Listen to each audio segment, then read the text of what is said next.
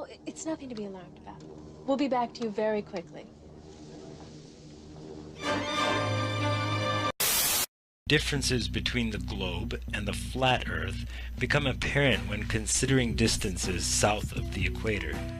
After all, haven't navigators, geographers, and map makers mapped these areas? And shouldn't they have noticed this quirk by now, if the Earth is indeed flat? Well, the reality is, the rabbit hole just gets deeper from here. So, to begin, the distance between Sydney, Australia and Nelson, New Zealand, on the ball Earth, given their coordinates and sparing you the spherical trigonometry, should be 1,310 miles. But the Australian Handbook, Almanac Shippers and Importers Directory states the measured distance as being 1,550 miles, which is a full 18% longer. And while on the ball Earth model, Antarctica is said to be a continent of ice situated at the bottom of the ball from 78 degrees south latitude, it should therefore not have a perimeter greater than 12,000 miles. However, early explorers like Captain Cook and James Clark Ross, in attempting to circumnavigate Antarctica, took 3 to 4 years to do so, and clocked in the distance traveled at 50 to 60,000 miles. That's twice the circumference of the equator. But the real proof for the flat Earth map is in the flight paths. On the ball Earth, several flights would have their shortest, quickest, and straightest path over or around the Antarctic continent. But instead, these flights take all manner of tangential detours, crossing into the northern hemisphere to refuel. Their reason? Antarctica's too cold, they claim. Well, I'm not buying it. When they claim there are bases with working machinery set up all over Antarctica.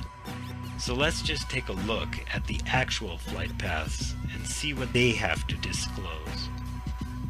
One flight that should be a simple 11-hour shot across the Indian Ocean is from Johannesburg, South Africa to Perth, Australia. However, this flight takes a detour north, stopping in either Dubai, Hong Kong, or Malaysia to refuel, for a total flight time averaging over 18 hours. This ridiculously wayward detour is frustrating to say the least, but on the flat Earth map starts to make sense. Another quick and easy flight, you would think, is from Johannesburg to Santiago, Chile. While an easy 12-hour flight below the Tropic of Capricorn is to be expected, instead every flight crosses the equator to refuel in Senegal, all the way near the Tropic of Cancer, for a total flight time of 19 hours. Though it doesn't make sense on the globe, as you can see it fits perfectly on the flat Earth map. A third flight from Johannesburg is to São Paulo, Brazil, which should be a direct 10-hour flight across the 25th degree south latitude. But instead, every flight crosses into the north to stop in London to refuel, making the total flight time 24 hours. From Santiago, Chile to Sydney, Australia, a straight 15-hour flight across the South Pacific is expected, despite refueling options in either New Zealand or any island in the South Pacific. The flight stops all the way at Los Angeles to refuel before continuing south to its destination. As already stated, these detours make no sense on the globe, but are explained and work perfectly well on the flat Earth map, having the North Pole at the center. So investigate the subject for yourself. This bullet just handed to me. Stricken airliner approaching Chicago. それ面白いよ。ニュースの実感です。宇田発音が伝えます。ヘッドストライカー。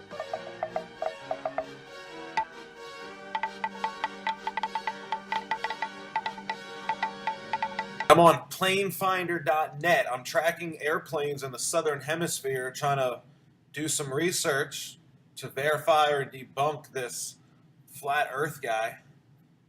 And what he said is that airplanes disappear in the South Atlantic near the, in the southern hemisphere when they fly over oceans. And it's true. I was tracking a British Airways flight from Buenos Aires to London, and I was tracking, and then it disappeared. And then I clicked on this plane right here, Qatar. See how the flight path, like when you click on the plane, the flight path appears or disappears, right? So I clicked on this plane looking for my British Airways flight, and I found this flight, and look, see how the flight path just starts in the middle of nowhere right here? His flight path starts in the middle of nowhere. That's because what they do with flights in the southern hemisphere is they disappear them. They turn off the GPS over the ocean, and then they reappear the flights about an hour before landing. And that's exactly what the flat earth guy said they do. And that's exactly what they're doing. This guy's going to Rome. Okay. So this is a pretty good flight to track because he's going all the way to Europe. So I just clicked on this flight. Same thing.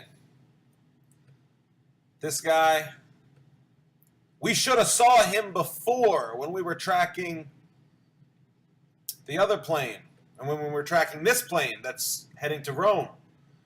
But this guy, when we were tracking the plane headed to Rome, he wasn't even on the map. He's coming from Abu Dhabi. It's in the Middle East. He's been in the air for what, 12, 13, 14, 15 hours? He's been in the air for 7,000 miles, and we're just picking him up right here. We're just picking him up in the middle of nowhere. Look, they disappeared the flight over the entire ocean, and they're reappearing it for landing about an hour before landing. Think about it. He's got 500 miles to go. It's about an hour before landing, just like the flat earth guy said. I mean, take a look at what this guy's flight path should look like on a flat earth model. This stuff's crazy. You have to look into this for yourselves. Don't pretend like you know everything, because you only know what you've been taught, and we know that the stuff we've been taught was a bunch of bullshit.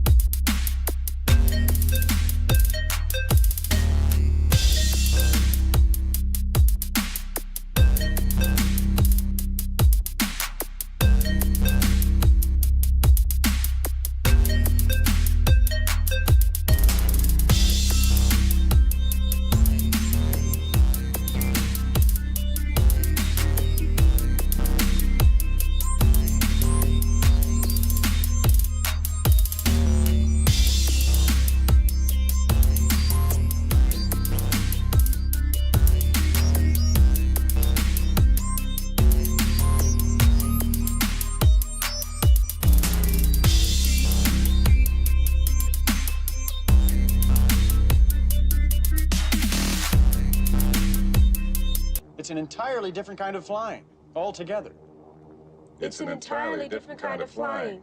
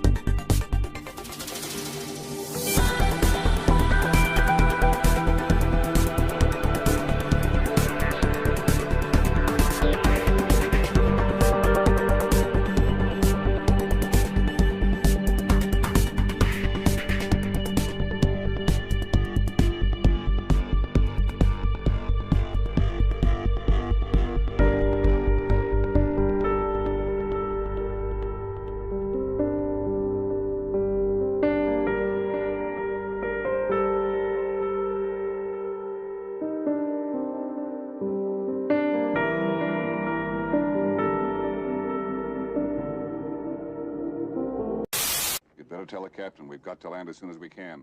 This woman has to be gotten to a hospital. A hospital? What is it? It's a big building with patients, but that's not important right now. That flight where when the lady gave birth to a baby, he departed from Taiwan. So, caught on camera, amazing moment. A woman gives birth to a premature baby girl at 30,000 feet on a Taiwan to Los Angeles flight. So here are some of the pictures. You know, you can see these online. Just go to the mail online. All right, and type there Taiwan to Los Angeles flights. So a China Airlines flight landed in Alaska with an extra passenger after an expectant mother gave birth to a baby girl more than 8 weeks early. The Taiwan to Los Angeles flight was forced to make an emergency landing on Thursday after Taiwanese passengers' water broke 6 hours into the 19-hour journey. So if she departed, that's why I have here, let's go. She departed Taiwan, okay, Taiwan right here, and she was flying to Los Angeles, okay, it's the blue line, okay, she was flying to Los Angeles. 6 hours into the flight, let's say 1:30 of the journey, the water broke. Okay, so I'm dividing this distance in 3. Okay, it's 19 hours flight. 6 hours into the flight, they had to land. So the easiest way for her could have been actually Hawaii, right here in the middle. Okay, Hawaii. She could have flown to Japan. She could have, not she, the pilot could have flown back to Taiwan, but they landed in Alaska, okay? So on a sphere, doesn't really make sense. But when you look here, you see a straight line, it's Taiwan right here, down to LA. So they made an emergency stop right here in Alaska. It only makes sense on a flat Earth map, not on a globe, okay? So this is the first flight. Let's talk about the second one. From USA Today, Cathay Pacific plane, faulty fan for emergency landing. So I have here a map, also the same thing, okay? They left Hong Kong to Los Angeles. They could have stopped right here in Hawaii. Instead, they went all the way to Alaska. It doesn't really make sense on the globe. Just like the Taiwan flight. Makes perfect sense on the flat Earth map. Hong Kong, LA, Alaska. Hong Kong, LA, Alaska. That's where they landed, okay? All right, we got some more. So Qatar Airways makes emergency landing in Alaska, right here. QDN line, okay?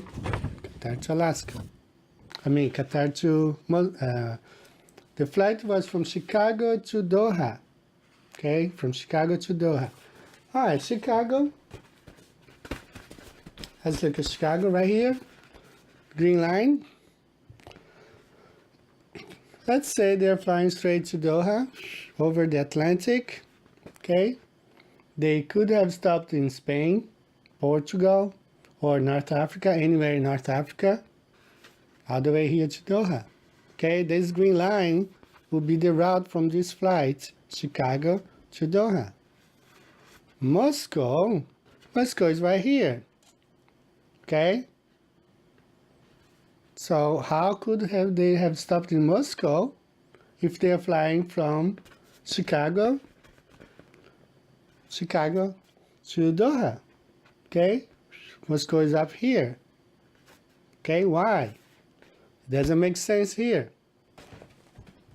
But when you look here, you see here the blue line, Chicago, Doha. Okay. What do we have? This sticker right here. Moscow. Okay, this is Moscow right here. Okay, Moscow. Right, Chicago, Doha, Moscow. That's why they landed in Moscow, because it was probably the nearest airport for them. They were flying over Russia. Okay, so we have here. All right, let me read it for you. Moscow, an Emirates passenger plane en route from San Francisco to Dubai made an emergency landing at Moscow's Domodedovo airport after one of its passengers felt sick, a source at the airport told TASS on Sunday. Okay, so another flight from North America to the Middle East that made an emergency landing in Moscow. So let's look here. San Francisco, okay, this is the black line here, San Francisco. Let's say they flew over the Atlantic again, right? They would have to fly over the Atlantic and then Spain, Italy, Turkey, and then Dubai, okay? That's the route. Or if they flew over the Pacific, they would have flown over China, all the way to Pacific, and San Francisco. Right? So, where's Moscow? Why stopping in Moscow? Okay, Moscow is up here. Okay, this circle here is Moscow. Right? Dubai, right here. Okay? Makes no sense. So, one more time, if we look here, San Francisco. Okay, get this closer. San Francisco.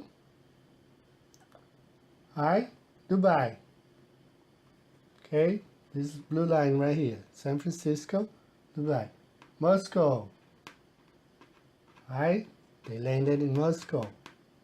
Okay. All right, we got 2 more flights. This is interesting too. It happened in, let me see here, the date. I don't know. Hi, girl 9 dies on flights to Germany after suffering medical emergency. A young Italian girl has reportedly died during a flight to Germany after suffering a medical emergency. The 9-year-old was a passenger on Lufthansa's Airbus A340-600, flying from Shanghai, China to Munich when she stopped breathing. Okay, so let's look here. Flying from Shanghai to Munich. Okay, that's the red line right here.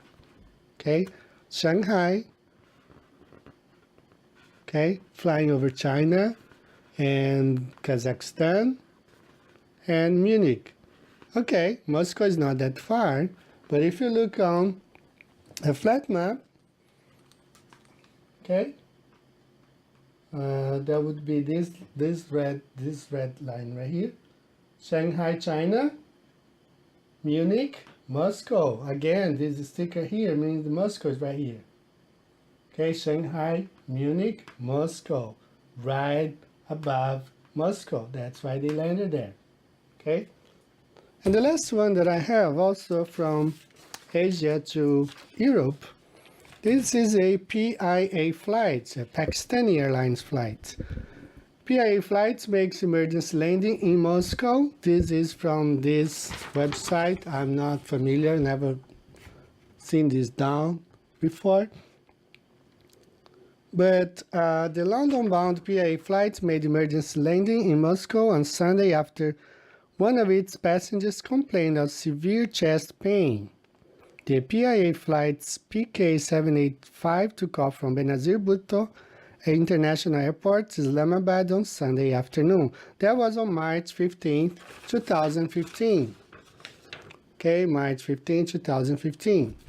All right, so it departed from Islamabad to London. All right, so let's find Islamabad right here. Pakistan, right here. Islamabad. So we follow this line to London.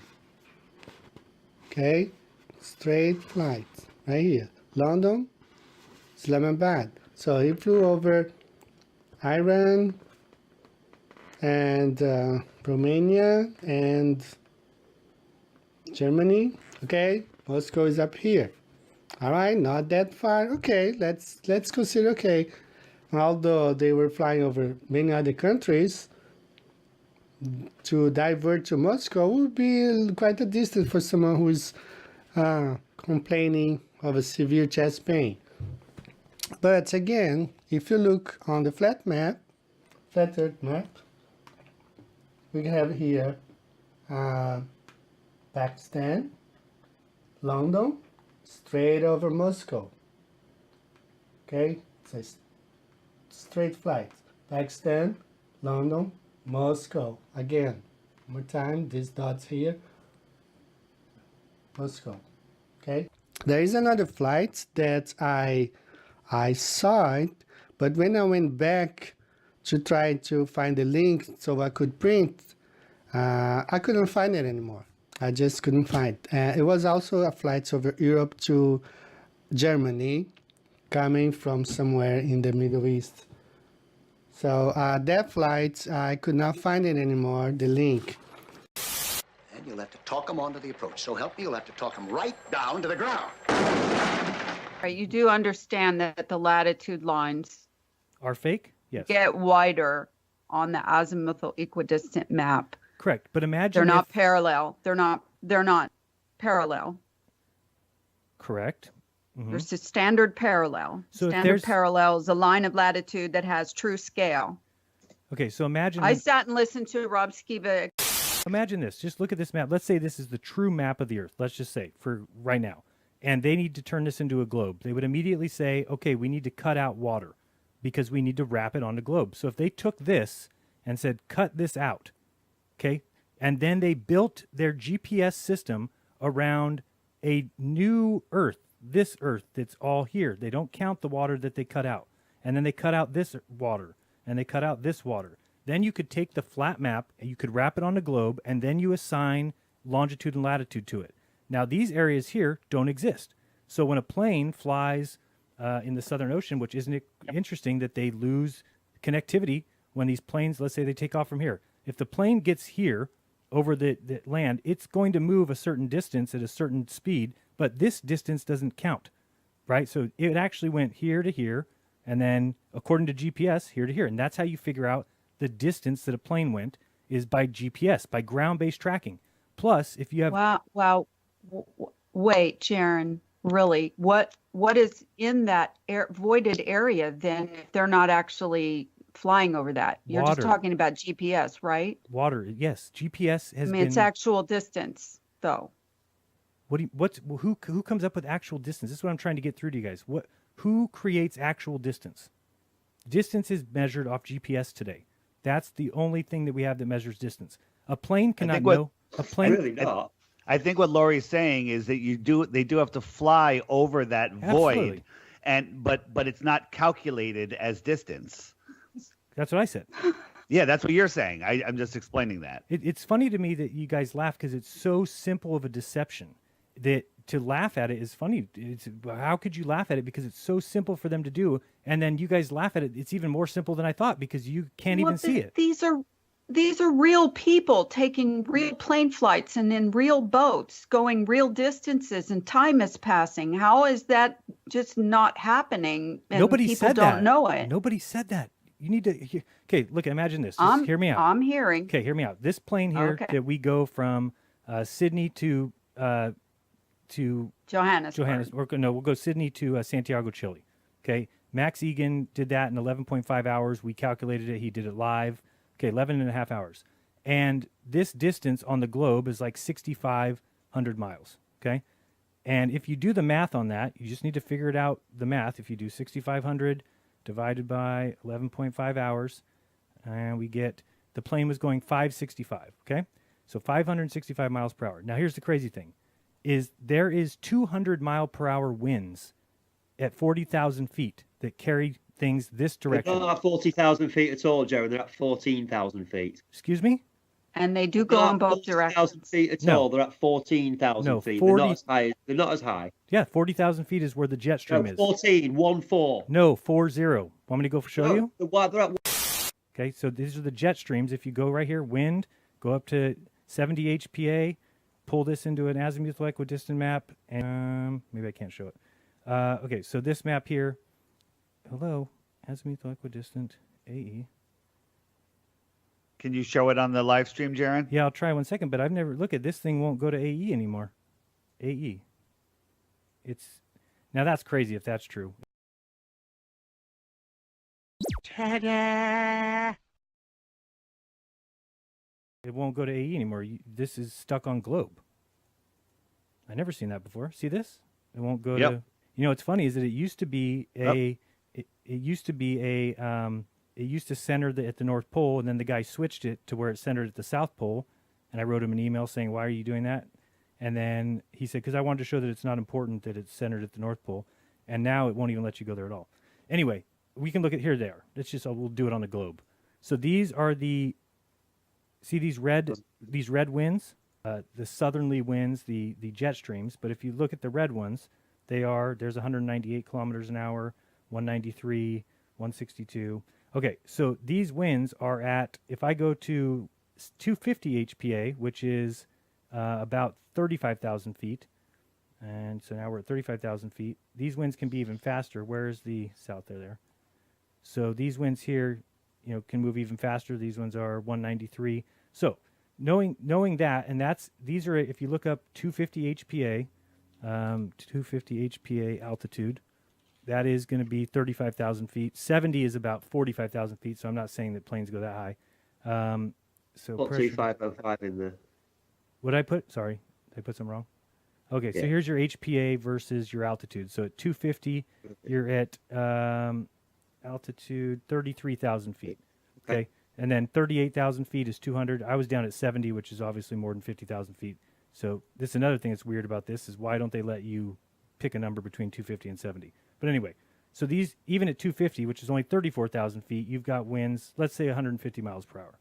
So now if we go back to that drawing I was doing here. Okay, so now here's what we know now that there's 150 mile per hour tailwind.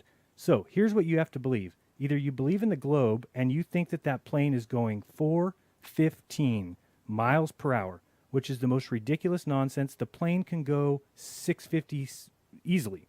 So do you think it's going 415 miles per hour, or do you think that it's possibly going 565 plus the 150 and actually going 715 miles per hour? Which one do you think is true? They're saying that they go 415. That's what they believe. That's what you have to believe, because this is going in 65. They have to go. They have to go back. They have to go back the opposite direction. What happens then?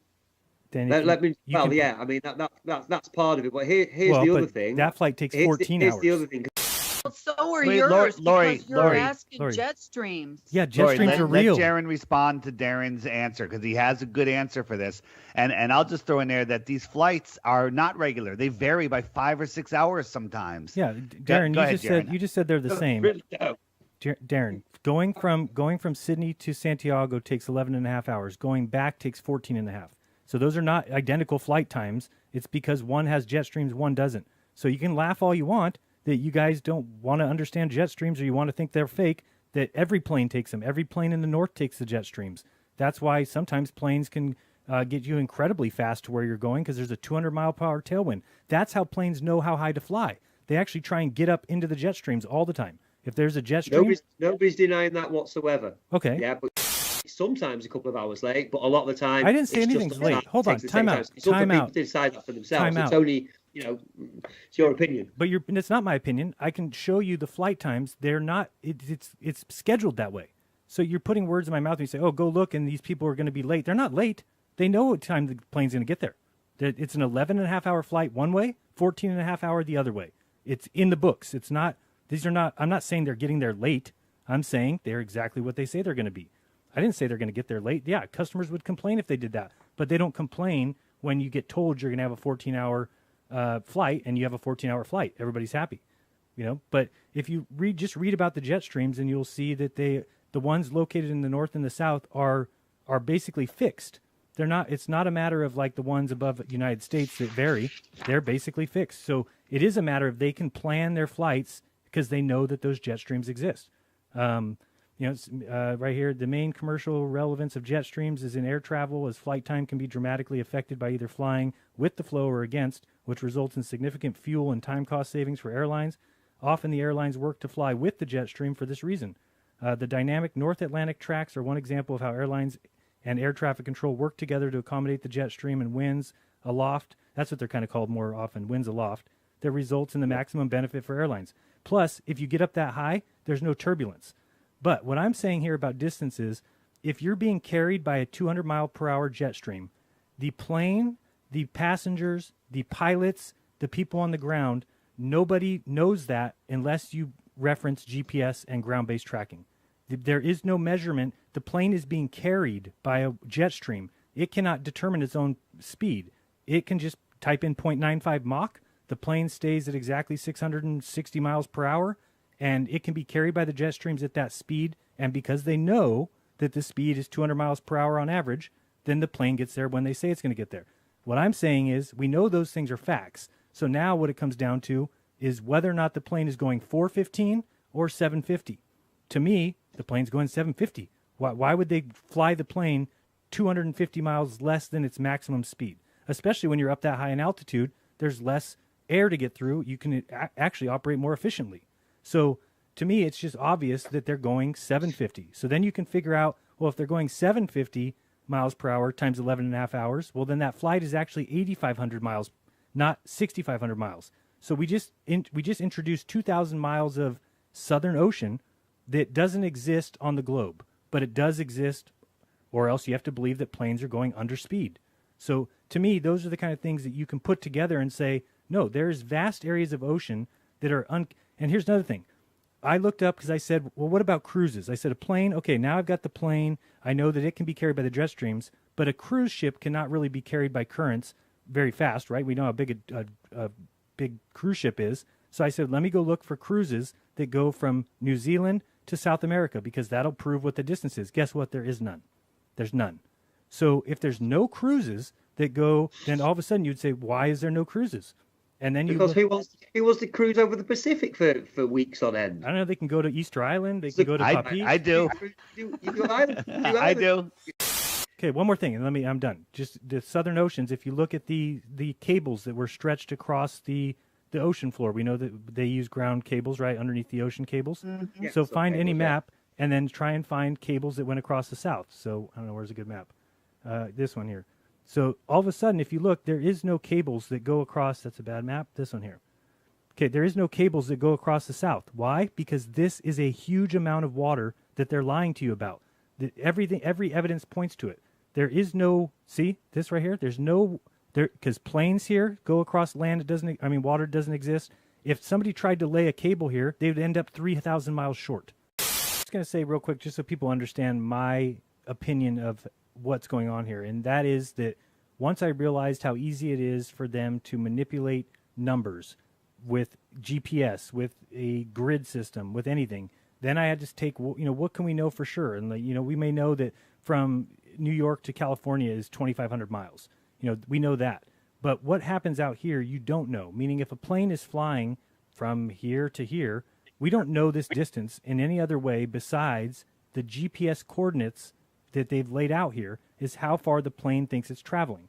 So planes are set at Mach 0.95 or 0.89, meaning that the plane flies a consistent speed versus the speed of sound up in the sky, and then when it gets to its location, it figures out how fast it was going and everything based on the ground-based tracking. So if those numbers are manipulated, then there's a lot of options available for us to look at the Earth in a new way and say, okay, land masses are probably not too much different. I still think they can be different because if you traveled this distance on a globe, you're going over a hump, which is more miles than if you're not going over a hump. So when I look at these distances and I started playing with it, made perfect sense to me that this could be 8,000 miles. This could be 8,000 miles based on how much land you're actually traveling over versus how much water, and then everything else can be adjusted. If we think that they've lied to us on the level that we've all agreed that they've lied to us, I'm shocked that people can't understand that they need to go a little bit further into giving these guys a little more credit than you're giving them. We're pretending like we know the miles are correct because people have done it for thousands. No, people have not done it thousands of years. There were a lot of people that didn't sail the oceans. They didn't because they didn't know how to navigate until there were GPS and things like that. And now there's cruise boats but these boats are all traveling distances that has been given to them. Granted, on a cruise ship. You know, thing is, Jerry, I get you, but they know how fast an aeroplane flies. Yeah, it gets tested and tested. We know how fast an aeroplane flies, and they know how long the flight takes. Okay. Yeah. I mean, it's a basic mathematical thing that, speed, distance is speed times time, isn't it? So I just showed you that you then think that the plane going from Sydney to Santiago goes 200 miles below its maximum speed, just because. That's what you think. No, to be honest with you, I don't think it's going that route at all. No, you do think is it? I'm talking about on the globe. Is it using some air currents? Jaron, hold on. Yes, very, very probably. Yes, very, very probably.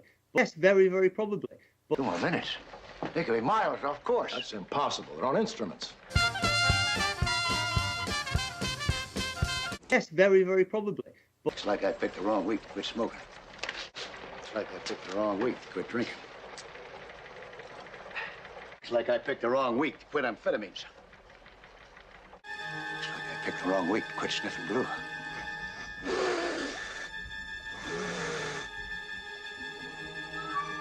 I'm talking about on the globe. Is it using some air currents? Jaron, hold on.